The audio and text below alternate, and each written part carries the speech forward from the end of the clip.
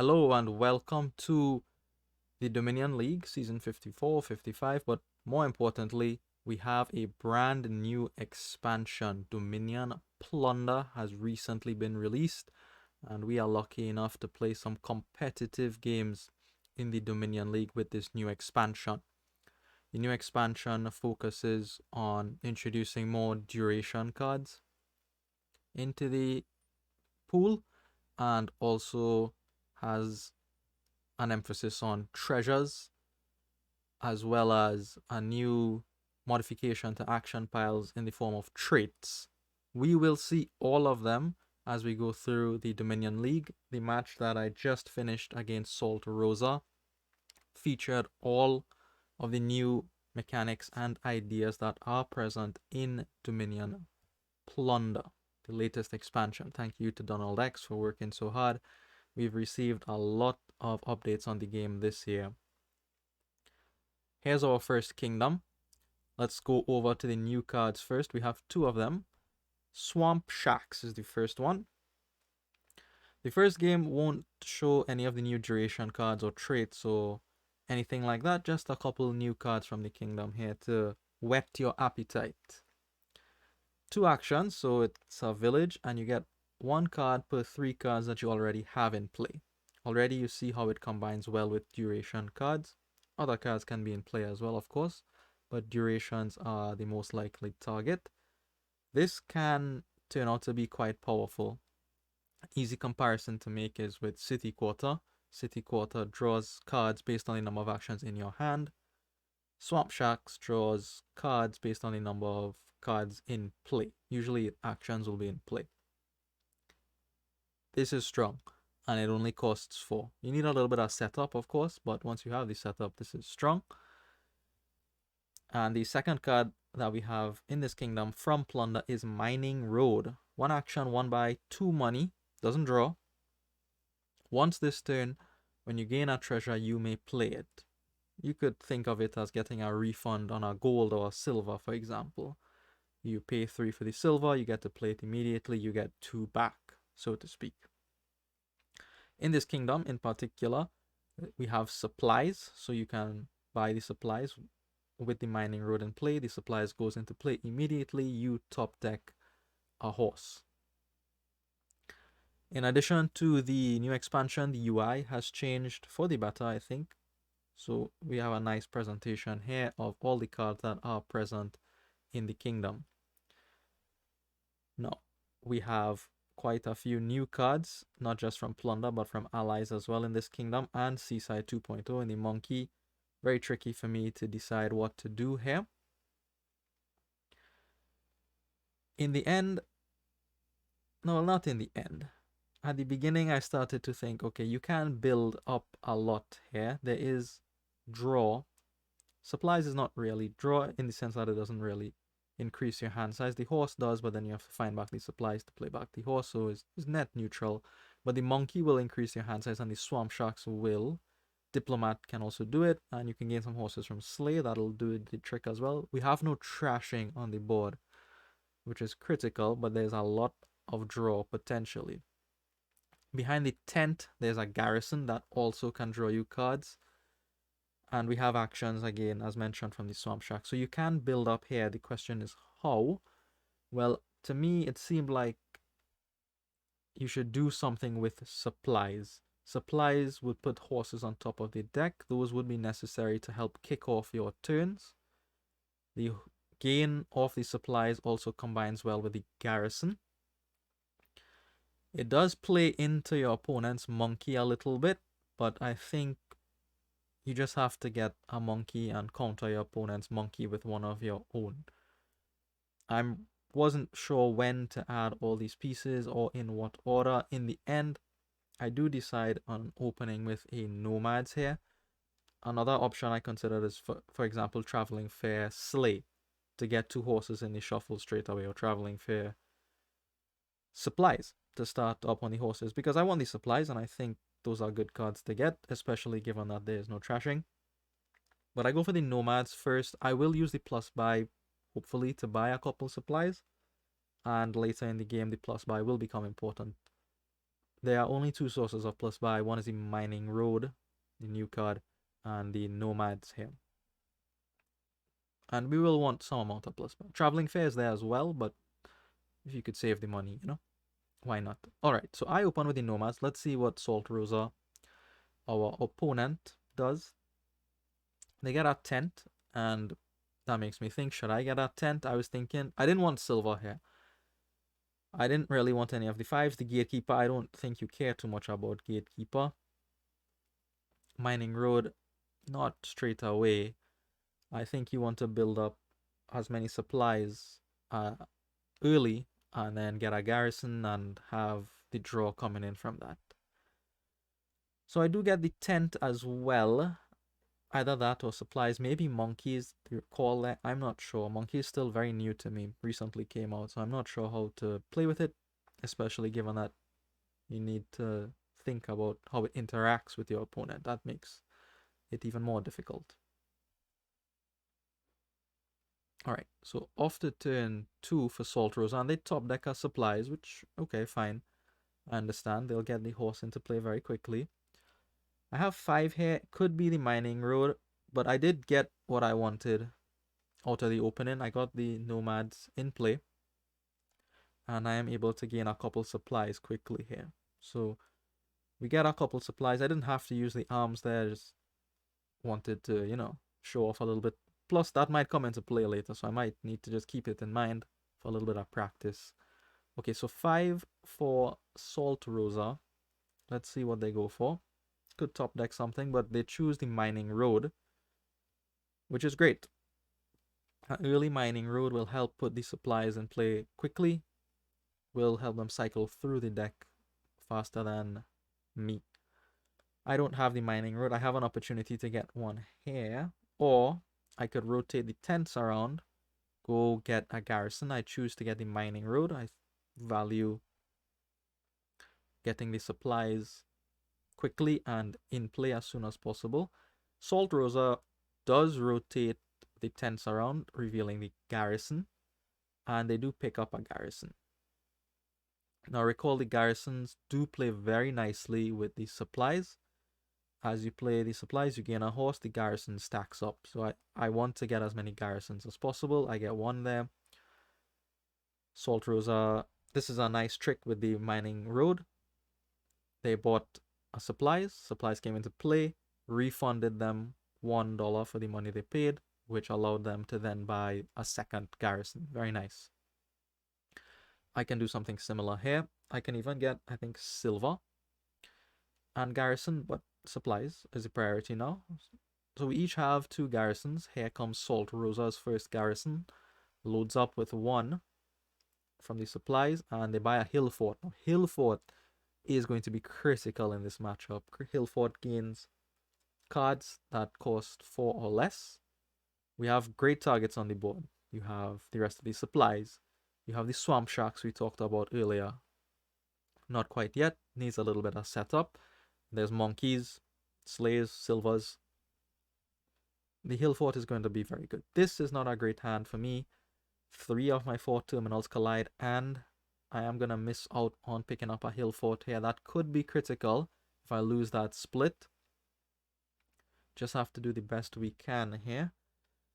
I could top deck our supplies. I didn't want to do it. I just would rather have it go in the discard. I don't want to top deck the treasure. I want to cycle quickly, get back around to my terminals that missed. So we load up 2 counters on our garrison, wait for next turn. saltroza gets a couple cards from their garrison. And ideally they would like to put down a garrison every turn. They don't manage it here. The tent comes down.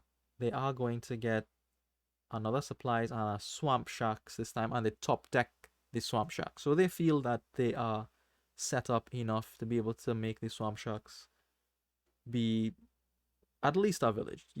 For $4 you pay that, you would expect to get 1 card out of it. You pay $4 for villages ordinarily anyway.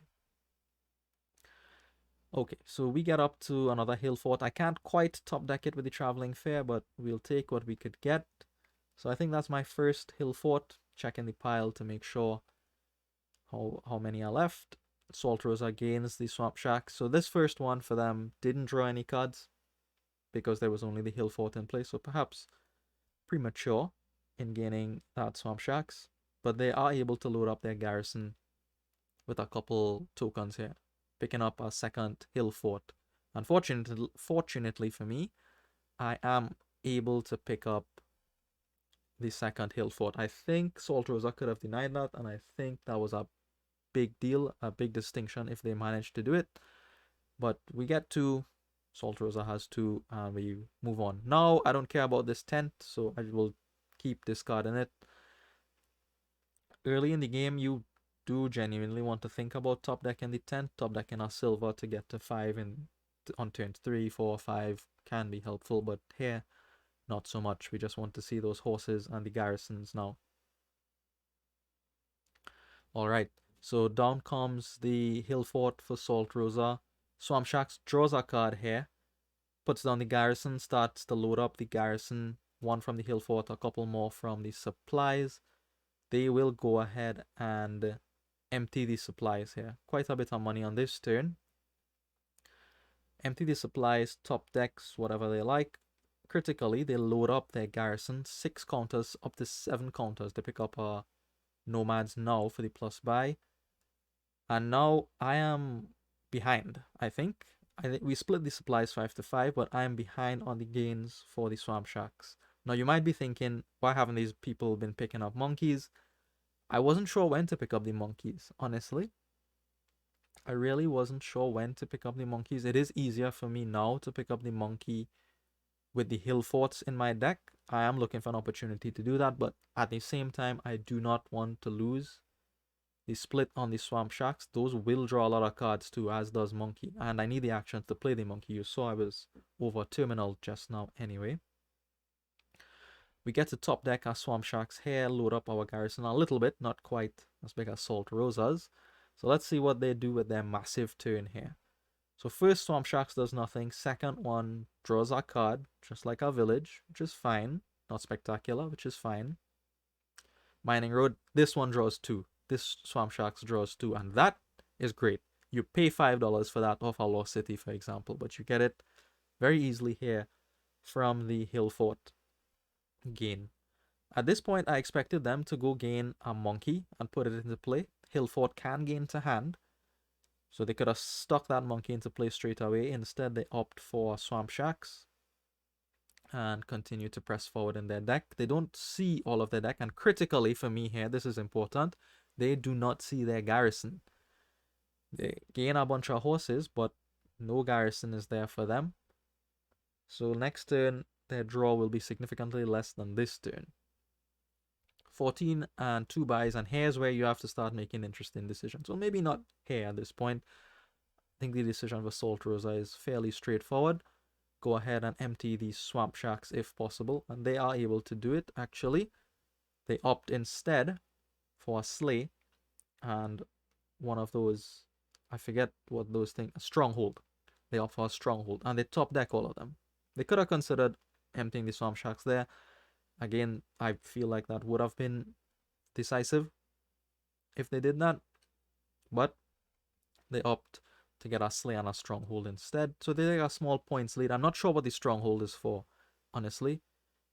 The points seem to be the most significant thing with the way these piles are running, but we'll see. Alright, so my garrison comes out, not as big as Saltroza's. We play our horses up front, get more information about the hand so that we can play intelligently, of course.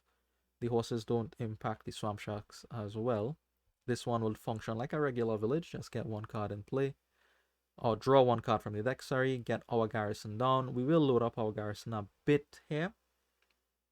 I think Saltroza still has the record with 7 on their garrison. We could get 7 here, and I think we will do that. I try to see whether or not I could top deck these Swamp Shacks. I think I can. I would have to gain a sleigh with it. If I want the other option here, something like Shack Shacks Monkey or Shack Shacks Nomads. But I go for Shack Shacks and the Trail top deck. Not Trail, Sleigh top deck, sorry. So that pile is empty. And the supplies pile is empty. Shacks are gone, supplies are gone. Very close to an endgame. The strongholds are thin, but they are expensive. Estates are 8. No one's bought a monkey yet. Probably wrong. I could believe it. Alright. First Shacks does nothing for saltroza, unfortunately. But the garrison does come down. And they start to load up the garrison. They gain a monkey. Second Shacks. Third Shack starts to draw 2 cards. Fourth one draws 2 cards. Very nice. But because they didn't have the garrison down last turn, their turn is somewhat stymied here. They do go ahead and get the province. I think that is important given the game state. Very close to piling out here. They get a silver in play off the mining road. And with 4, the last 4, they could choose to top deck a slave, for example, but they get a second monkey. Okay, fine. Big draw coming in from the garrison. Get our horses out first, and we don't see our garrison. So our garrison is in the remaining 10 cards of the deck.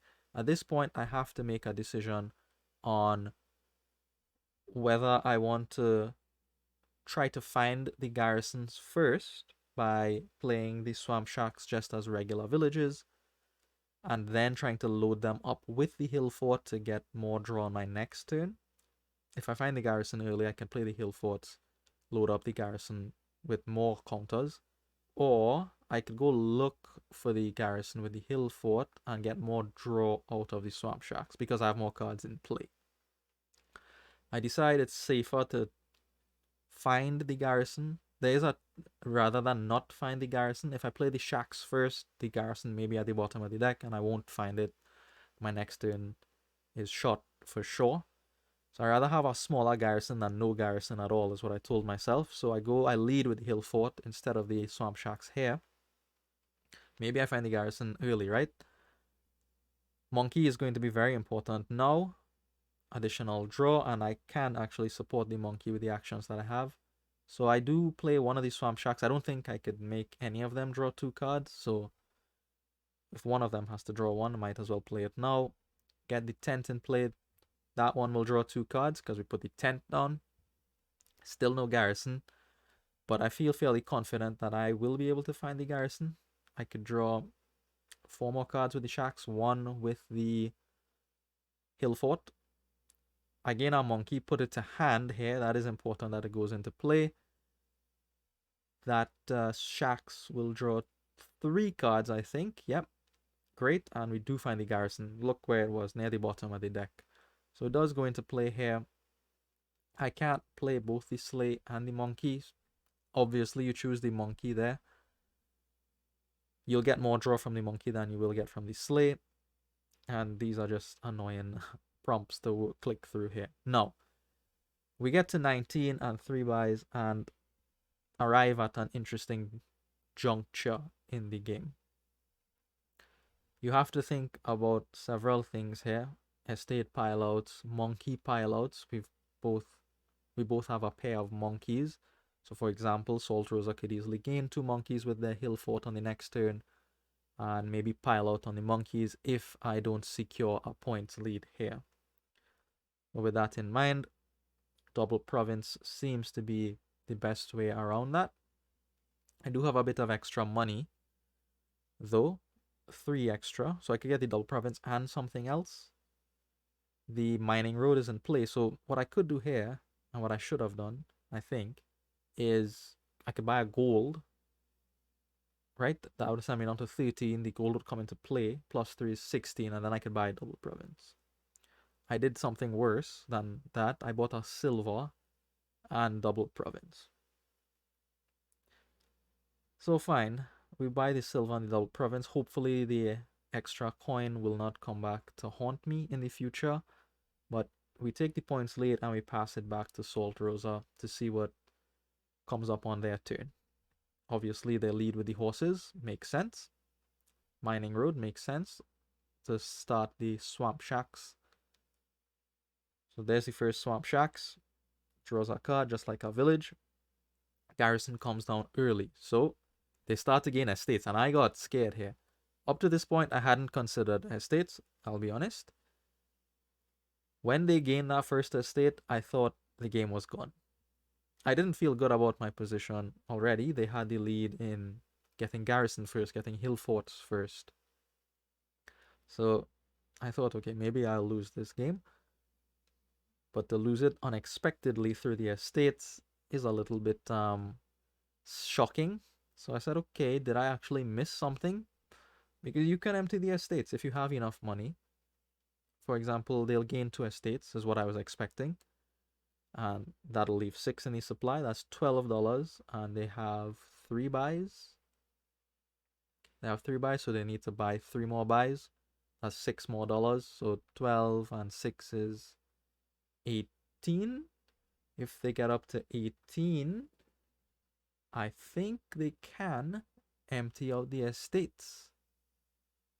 I was not in a position to do that last turn because I was 8 points behind, so I would have needed to empty the estates and pick up a duchy, and I just didn't have the money. I only had $19 to do it. Admittedly, I gained monkeys instead with the hill forts, but even if I gained estates, we just calculated that we needed 18 to empty the estates, and I would lose because I was first player. So I didn't calculate it, but as it turns out, I didn't have the money to win off the estates last turn, and that duchy, of course. All right. Fortunately for me, very fortunately, they do gain the 2 estates, but they end up short on money. They end up 1 short on money. So easily I could have lost it. But they do the next best thing, which is double province. We draw a heap of cards from our garrison and our monkey. And we have to stop and think about how to end the game here. One line is triple province. Last turn I had 19. Just need a few more coins to get to 24. Second line is all the estates. So that would put me at 21 points. And then I need 4 more points. So duchy or duchy stronghold. I can easily rotate the tents around, no problem. Not stronghold, I would tie and I would lose on first player. So it has to be all the estates, duchy stronghold. Or some other pile out. Maybe you get all the monkeys and you get province and duchy or enough estates or something. So I need to play all the horses here. Of course, mining road. All this is obvious stuff. You see all your resources in hand and then think about what you can do here. In the end, I think the simplest thing to do for me was to get triple province. With this big of a hand size, I can definitely draw through the deck with these swamp shacks. Why that is important is because I can gain a couple silver with the hill fort to go from 19 to 24 very easily. And I know last turn I didn't see all my money. Here I can count. I have 7 coppers, 5 supplies, and I have a silver that I bought last turn. Could have been a gold. Should have been a gold. But in the end, I counted my money and I realized that I did have 24. And I have the 3 buys. I always had the 3 buys from the mining road and the nomads that we opened with somehow. Doesn't feel good. We are able then to empty 3 provinces and win game 1. Our first league match with Plunder ends in a victory, and we used all the Plunder cards, so I am very happy about that. We have lots of Plunder content coming up soon. I hope you look at it and we learn something from this new expansion. It's a lot of fun. I'll see you in the next one.